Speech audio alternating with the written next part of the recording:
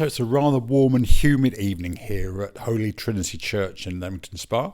I'm here because it's the normal rehearsal slot for Harvey Ruff's recently formed community choir, Vox Populi, or as they put it, Vox Populi.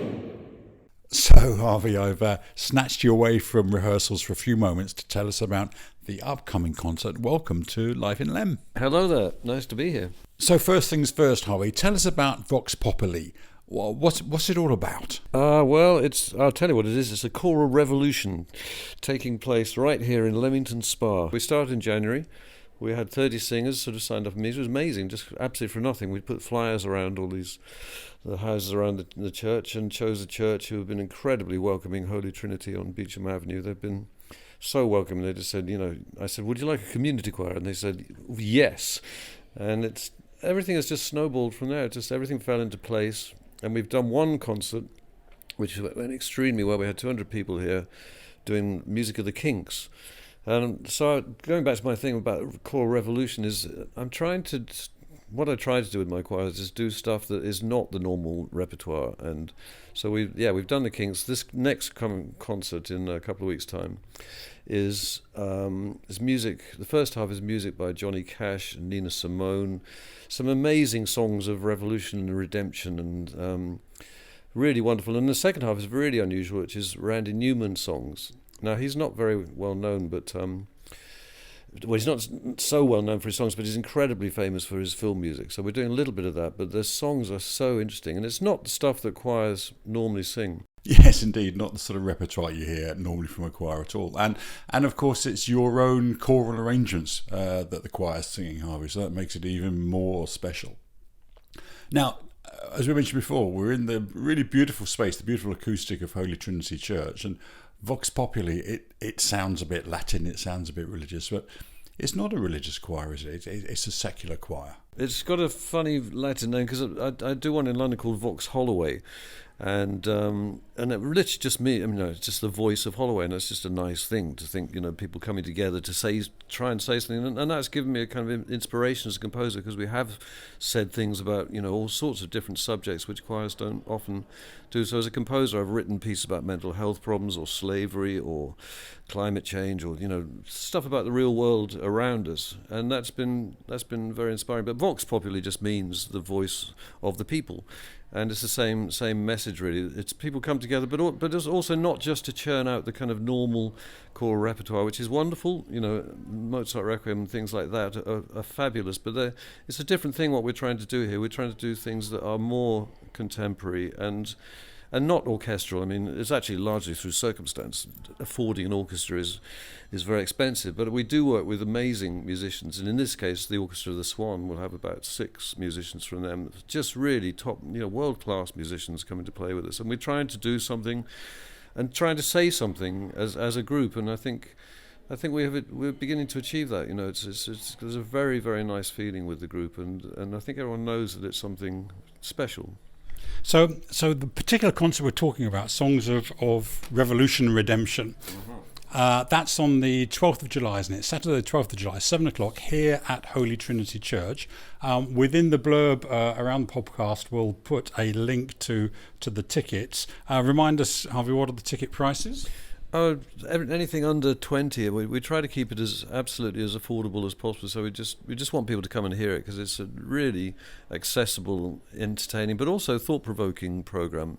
And we want as many people to be able to hear it as possible. So we keep it deliberately as cheap as we can. However, we have to pay for really a lot of musicians. It's about a band of, I think it's 7 actually. I think it said 6, but 7, and there are 3 soloists and it's so it's really ambitious in that way, and to do the music justice, not just sort of churn out a nice kind of selection of songs, but to make something that is really interesting, inspiring, and like I said, thought-provoking. Some of the Randy Newman songs are very, very interesting, quite close to the bone, and he writes in character, which is unusual, and there's a lot of irony in it, which again is incredibly unusual for a choir.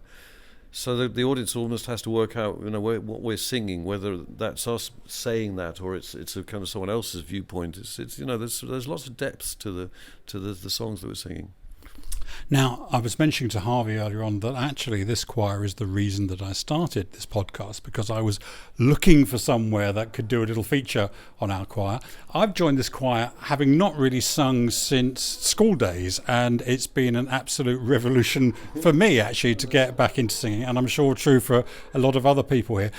Harvey, if someone's interested in joining, probably a bit late for this particular concert, but I know you've got a Christmas concert on your radar already.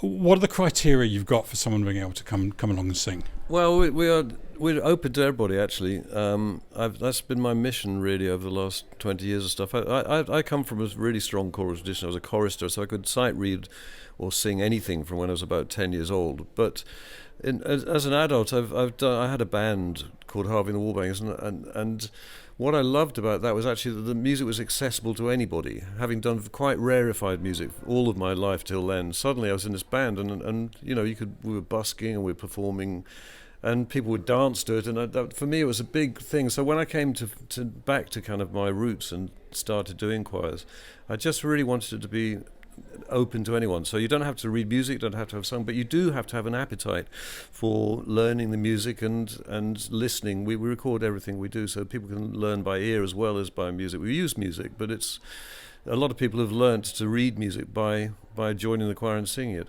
And the best way actually for people to see what we do or to hear it and think about joining is to come and hear the concert, because so many of our singers think, well, that sounds interesting, we'll go and hear the concert, and then say, I really want to be there. It's a little bit like being back at school, actually. We're in the schoolyard, and you think those guys are, that little bunch there, I'd quite like to be in their gang. And, people sort of think, yeah, they're doing something interesting. And my choirs in London, that's now got 90 singers. The one in Southampton's got 80. I think this one is now up to 40, and there's no limit really to what we can do. And it's such a joy singing together, particularly when it's not just the normal, this makes people really sit up and have to think and learn some really quite challenging music, but very enjoyable too. I can second that. Definitely enjoyable, but it's a challenge. It's a good challenge, and everyone's in it together, which is brilliant. So exactly as Harvey says, if you're interested in the concert, coming here, the music, then the 12th of July is the day to do that. We'll post the link to the tickets. And if you're potentially interested in joining up for the next term, which will start, I guess, at the end of the summer, then come along to the concert again, because you'll be able to see the choir in action and be able to meet Harvey, meet the other folks, and that will be a perfect first step into being part of Vox Populi yourself. Harvey, thank you so much for giving a little time to us today. My great pleasure. Thank you, Tim.